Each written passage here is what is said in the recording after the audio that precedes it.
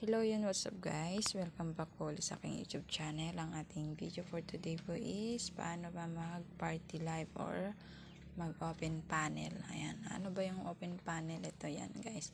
Click po natin tong reward. Tapos ayan guys, pili po tayo dito sa may live natin. Ayan ito, daily live duration 60 minutes. Ayan, click po natin yan yung go.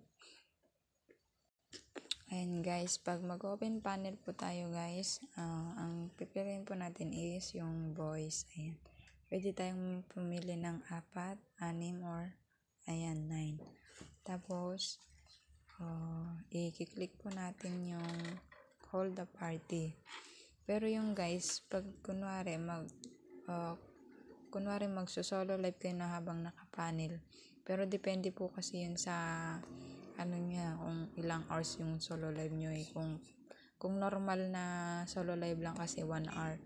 Dito po tayo sa video po kasi. Ito yung video. Hindi po siya pwedeng mag-panel kapag 1 hour lang po yung solo live natin. Ayan, pero pag mag-open panel lang po tayo para may kunwari, may gustong mag-task, gusto yung magpaupo or gusto yung mag-gamble, ayan, magbo-voice tayo, ayan. Pero pwede din natin i-open cam kapag naka-open panel tayo, pero hindi po yun counted sa live natin. Kumbaga wala lang, mag-open cam ka lang para makita mo yung mga nasa panel mo, ganun guys. Ayan, hold the party. Tapos click po natin yan guys. Ayan.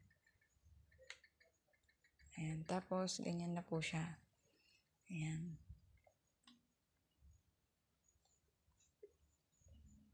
Diba guys, ang dali-dali lang.